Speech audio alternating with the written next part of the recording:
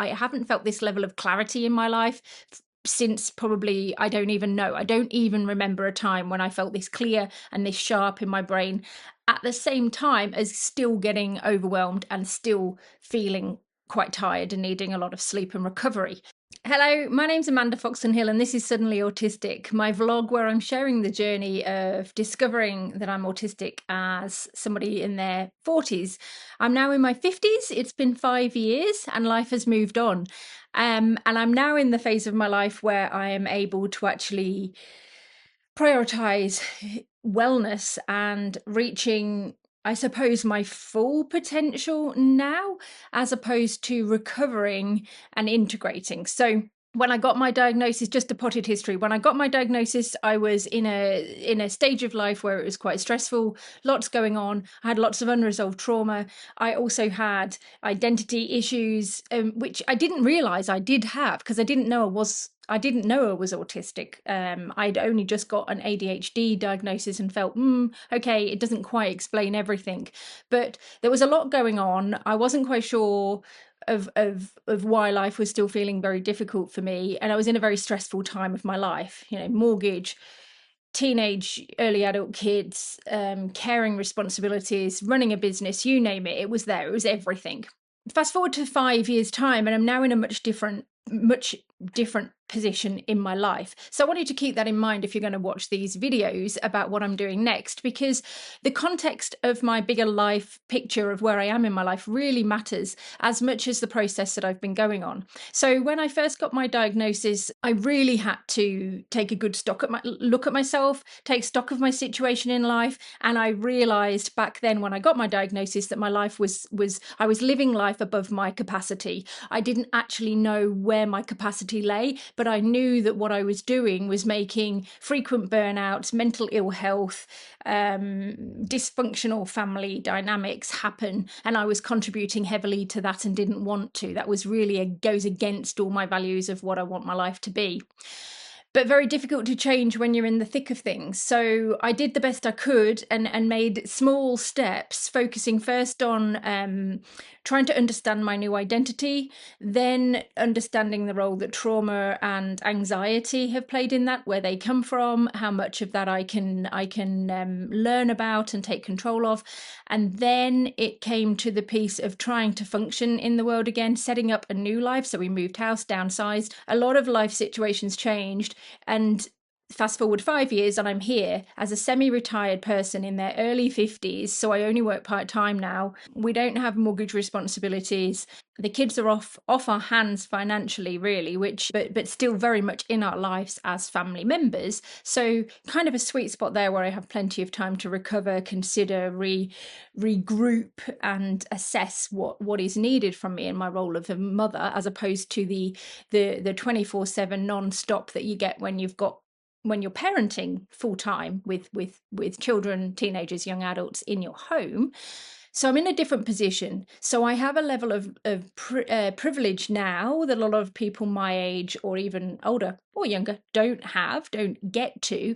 And I feel it's really important that I acknowledge that privilege, because what I'm able to do now and what I'm going to talk about is leaning into my wellness, broadening my horizons, growing into my capacity. So I've understood my capacity and I'm stretching it and I'm playing with it and I'm having fun with it and I'm living to my values and basically reaching my potential as Amanda in her 50s, as somebody who is autistic, but for who autism is part of a suite of who I am. It is not my identity. So long introduction to this video, but I wanted to just say that because I made a video, my first one for 6 months last week, and put that up as a quick video, just giving a bit of an update of where I am and talking about fitness. This is the first in this post stage. So I wanted to say it's suddenly autistic, but I'm still autistic 5 years on and life goes on. And I have got past that, oh my God, my obsession is autism. My obsession now is not autism. My obsession, if you would call it an obsession, is having a decent life, of being a good person, of having my hands empty so that I can reach out and help other people. And that Hopefully that doesn't sound too trite, but what I mean is I don't want to be so full in my own mind and my own problems that I can't be there for other people in my sphere of influence, I guess, when they need me. I want to be able to say, no, I can come and do that, whether it's a physical task, whether it's sort of listening to them mentally, whether it's helping them process, whether it's just holding them, whatever it is, I want to be there. So that's what I mean by reaching my full potential. That's what I mean by having my hands empty. What I don't want to do is remain the rest of my life in a state of perpetual mental illness and lack of capacity. Not that I'm saying that that's a bad thing or not worth having. We get to where we get to, we do the best with what we've got, and that's what I've got now.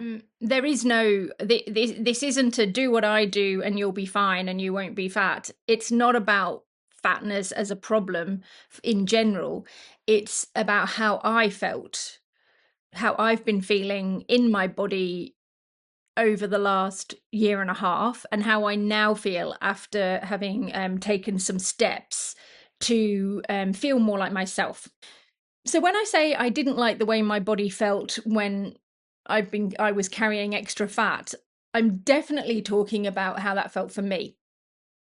How that manifested is I started to really feel lost in how I looked. So I'm not one for changing clothes. I mean, I change my clothes, I wash my clothes, but if I buy an item of clothing, I will wear that until it's no longer decent to wear it. You know, I wear it out. I don't really follow fashion, which is a funny thing because I am interested in aesthetics. I'm interested in art. I like the way I like to have things look a certain way, but it's not a fashion thing. It's not a changeable thing. It's a vibe of me. I like things to fit my aesthetic, if you like. So I have clothes, a wardrobe with clothes that, you know, if something's 5 years old, it feels new to me. If it's 10, 15 years old, it's like, oh yeah, okay. 20 years old, I'm probably like, because that's quite a big amount, and sometimes I would have changed life stage by then and maybe questioning if it's still something I should be wearing or I feel comfortable in at my age. So it's more about that for me. I was getting to a stage over the last year and a half where everything I wore felt uncomfortable. I didn't feel like I looked like me, and I didn't know quite why. I knew that I was a little bit heavier than I was before, but I didn't really think it was that big of a deal, except it was because I felt terrible. And also, I was having quite a lot of days where I'd get really swollen up. I often wear socks in bed because no matter what's going on with the rest of my body, my feet can remain like ice blocks. So I was waking up a few mornings with real, quite indented sock marks, and where my socks weren't particularly tight. I mean, they weren't baggy, but they were definitely not like clenching. That worried me. That worried me. The swelling worried me. I've always had a bit of a problem with swelling and whatever around food because of gut issues, which I will talk about in another video. But anyway, lots of little things started happening and I just didn't feel comfortable in my body. For me, I didn't like it. And I got to the stage where I couldn't dress myself without and feel like myself. Everything was off. Everything was off. But at the same time, I knew it wasn't like a million miles off, but it was off enough to make me feel like I didn't know myself. And that worried me. And that was upsetting because, I don't know, it just bothered me a lot. So I wanted to do something about it. I said in my last video that I just got the urge one day to get up and go for a big long walk, and I did. I did a massive long walk. But before I get into the details of, and I've not stopped exercising since, and that was 6 months ago now. So go me, happy days. I have lost some weight. I do feel much more like my old self again. I'm still on a journey, but it's not like it's relaxed. It's a fairly relaxed journey. What I want to talk about now is exercise. So I hadn't been able to exercise to the intensity that's required to sort of really feel those endorphins and move some jiggles out and build, you know, and maintain muscle tone and all of that. I hadn't been able to do that, and I hadn't realized, but it had been a few years. So I'd do things on and off. Like I'd go for a long walk, I'd do something, I'd go to the gym occasionally, I'd go swimming occasionally, do a bike ride occasionally, and feel okay. But lo and behold, over the sort of, when I look back over sort of the last 3 to 4 years, my activity moments were just getting fewer and far between. So I was technically sedentary. Like if you looked at measures on sort of like a Garmin device or looked at my stats, you'd kind of say that I was a sedentary person. And again, that then made me go, oh my gosh, that is not me. I am like Mrs. Active person. I've been hyperactive in my past. I still feel hyperactive in the way my brain works a lot of the time when it's on form. I don't identify as a sedentary person. So why is it that I'm living a sedentary lifestyle? That's not my life. I need to get back in my lane and live the life that's me. So I wanted to start exercise again, and I did, and I went out the gate literally running with weights and everything. Absolutely hammered myself. The gym, an hour and a half, I was exercising at the gym in the same way because I recognized the machines from when I was first started the gym at 16, 17, 18 up to say 25. And I was like, oh my God, this is awesome. So literally get in the gym and start exercising, banging away at things like I was a teenager again. Absolutely. I remembered the settings. I remembered how many sets I would do, and I did it. And of course, I'm not that age anymore. I go home and wonder why I'm feeling fatter and bigger than ever. Well, hello, it's called inflammation, muscle micro tears, whatever. I was literally going too hard, too fast, driving my body like I'd stole it. Also, this rude awakening into physical exercise was ruining my sleep and my comfort levels. I actually had to start taking some anti-inflammatories at night because my back was playing up so much and it was interfering with my sleep. So it didn't take me long before I realized that this is not sustainable. This is not healthy.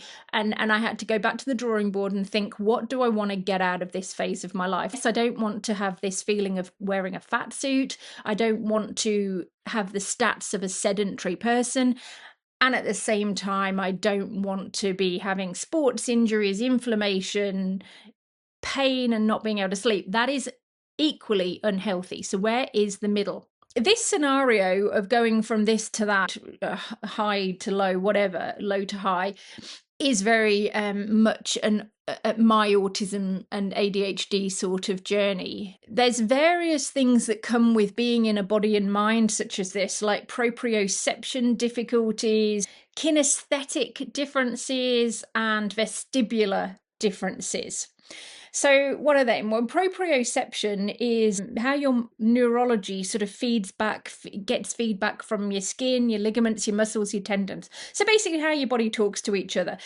And this is just in general, so whenever. So it's just that general, when you're not really doing a task, but when you're just being. So can you feel that you're hungry? Can you feel that you're hot, you're cold, you're whatever? You're comfortable, you're not comfortable. You're holding yourself in tense positions, you're not.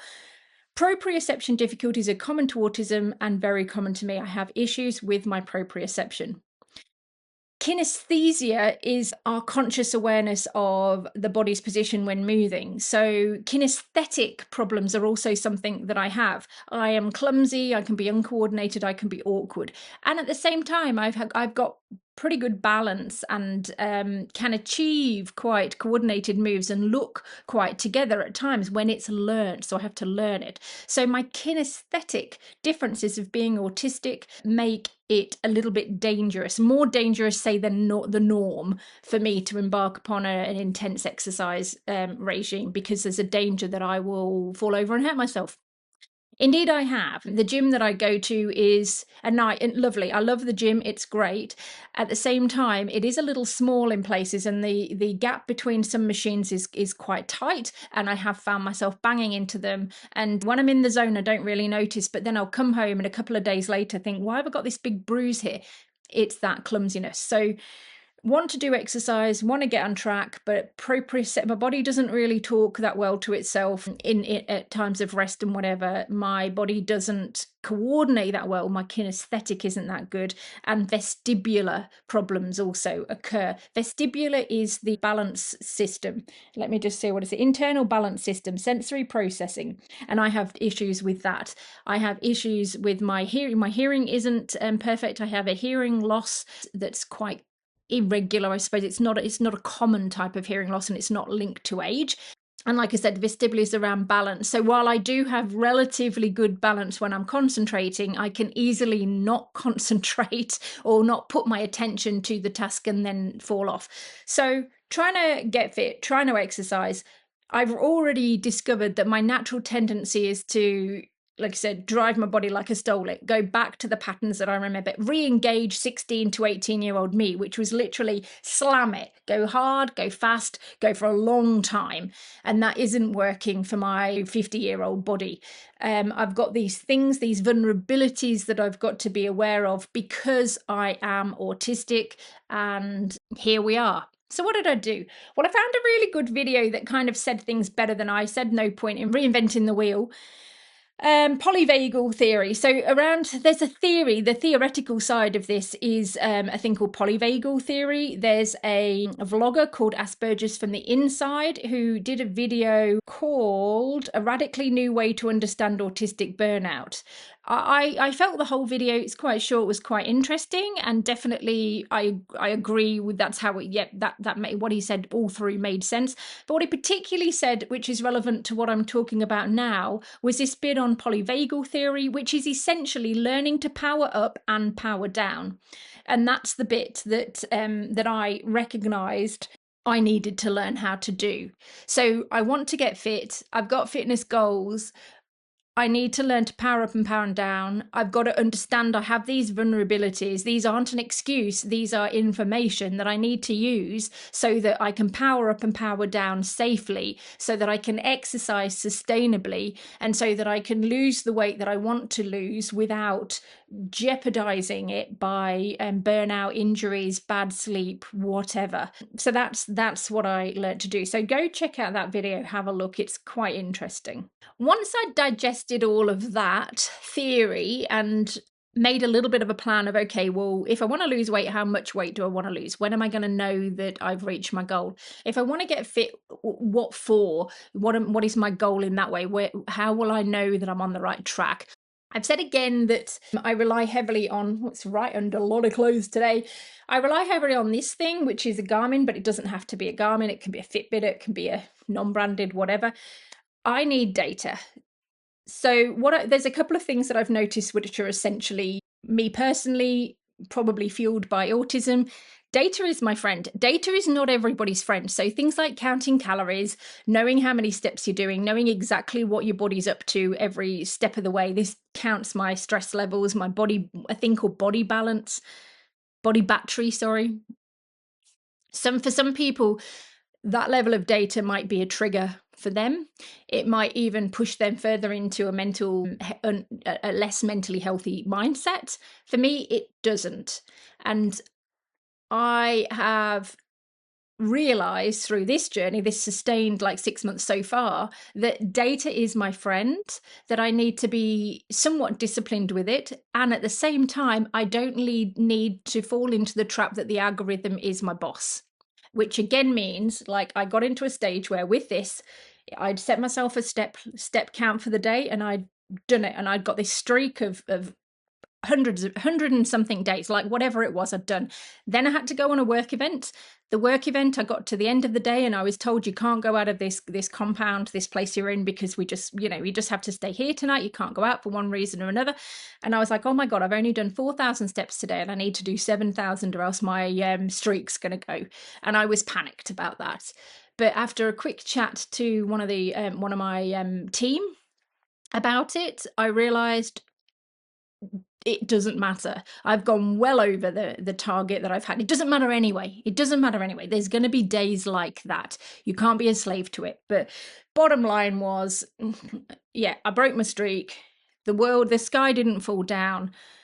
It doesn't matter. And I'd already overdone my steps in general. So it wasn't like it doesn't matter. Basically, yes, you see, I'm still trying to justify it. It mattered to me, and it still matters a little bit to me if I'm honest. But I know that it's not a problem. So again, this is me. I have that tendency towards concrete, black and white, rules engagement. So I had a rule for myself. I broke the rule. I feel bad about it, even though it had no consequences and it was probably the best thing I could do.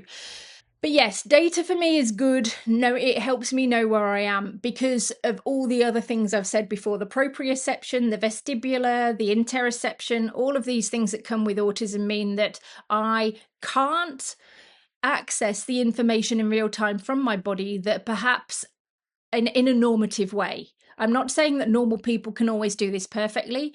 I feel like there's a whole variety of ways we experience our body. On top of that, I have this thing where my body, I legitimately have a disability in that way. It takes my body's the signals a long time. So the situation has to become quite dire before my body goes, oh, actually, if you keep running like that, your legs are going to fall off. And in some cases that would make me a very good endurance athlete, and it has in the past. It has its benefits, but it comes at a cost to me. It hurts me. So all of those things taken into consideration, what did I end up doing? Well, I found zone 2 cardio to be my friend. So if I want to exercise, there's a thing called zone 2 cardio, which is basically where you're not going flat out. You're working at a pace where your heart is elevated, but it's elevated to a point where you could still sort of have a bit of a conversation. You're still in your body. So that's a good point. I just want to pause on that. Exercising to high intensity has a tendency for me to take me out of my body and into a different place. So I'm using my body like a machine. Exercising or moving my body at low intensity tends to have the same effect. I dissociate, but I dissociate in a more dreamy way. So if I'm doing very low intensity exercise, such as when I'm taking the dog for a walk, it's more of a brain massage. I can look at the mushrooms, I can hear the birds sing, I can see all the different patterns in nature. It's very restorative, like a meditation. If I go out and thrash myself on a run, I go into myself in a different way. So it switches my brain off. It turns my body into a machine, and I'm counting, literally counting. Those two situations are dangerous for me from a health perspective, because one's too much, one's not enough. What I need to find is that Goldilocks bit in the middle, which is this zone 2 cardio, without being too pedantic over it. But the majority of my exercise in zone 2 cardio means that I'll be able to sleep at night, that my jiggles will be out, that my muscles will be engaged, that my fat will be eaten by the little fat-eating monsters, whatever they are, that my heart will be happy, and that everything will be in a lot more balance. So zone 2 cardio is what I focused on, and I keep track of that when I'm at the gym, when I'm on a run, when I'm walking, whatever. So I might use a rucksack with weights in to get zone 2 cardio on a normal walk, just to kind of push myself a little bit more, but not too much. Or I might slow down a little bit on a machine at the gym, because my tendency is to go smash past that. Anyway, that's what I've done.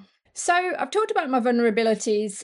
There's a difference between, so I've got a little slide that you'll see that I'll put up, which is a difference between, sorry, I'm just looking at it now, proprioception and kinesthesia. It's really important, all of these terms and things for me. So you might notice that I am approaching losing a few kilos, like a work assignment or a school assignment, if you want, has been really, really helpful. And that's the way I have to do things. So I have to do it kind of seriously and structured. Can't be half-hearted if I want to get results. So that's what I've been doing, but also not taking it so seriously that I become a slave to the program. Life goes on, things happen, you get ill, you wake up with loads of energy one day. This is it too. So I do not have a flat, rigid, it's my day-to-day isn't as rigid as I'm making out. I have had some very big exercise days where I have pushed myself a lot and totally obliterated the zone 2,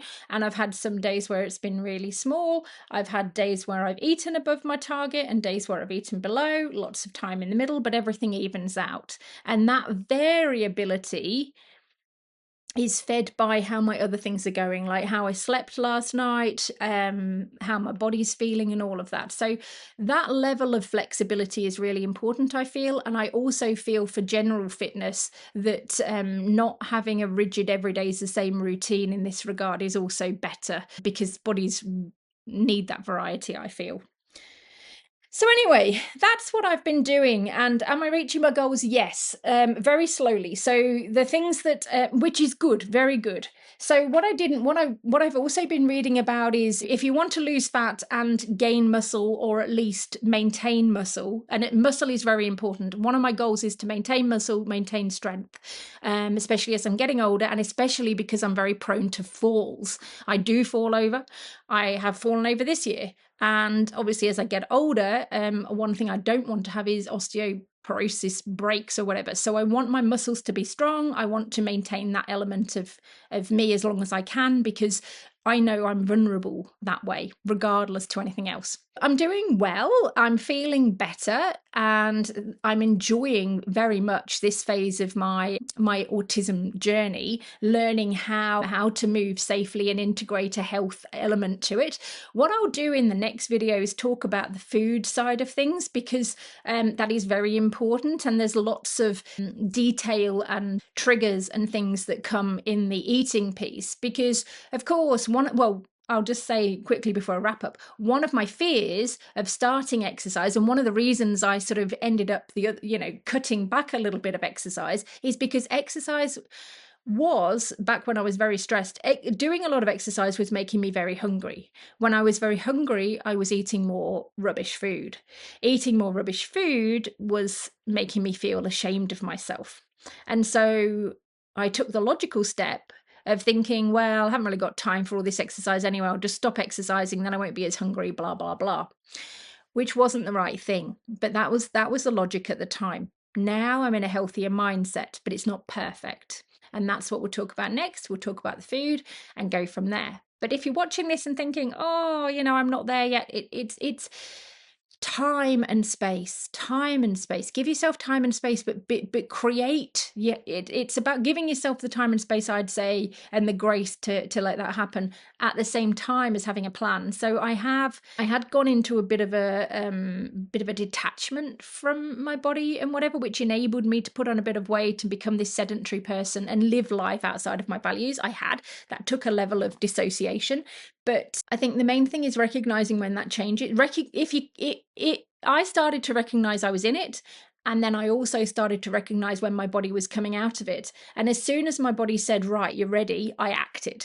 So it's being just present enough so that you can recognize the changes when they come and pivot. Because I feel like if I hadn't have taken action at the beginning of the year or the end of last year when I did, then it could have been quite easy for my body to just plod along like it was for a bit longer, and maybe get metabolically ill and all the rest of it. So yeah, it's quite a process, and it's not for everyone, and not everybody can achieve in it. And if you can't get to this stage, I don't feel personally that it's a bad mark or a moral failure on anyone's part. I recognize the privilege that has come so that my body can feel safe enough to then go, well, you know what, you've got extra capacity, you can actually become well now, you can actually thrive now, or at least work towards thriving. I'm very grateful for that, but like I said, this isn't a preachy video where I feel like everybody needs to even aspire to that. For some people, just putting one foot in front of the other every day and doing little bits is amazing. And for others, accepting where they're at is also amazing. The main thing is to just keep on going. So that's what I'm doing. We'll talk about food next. Hopefully this has been interesting. Thank you. Bye.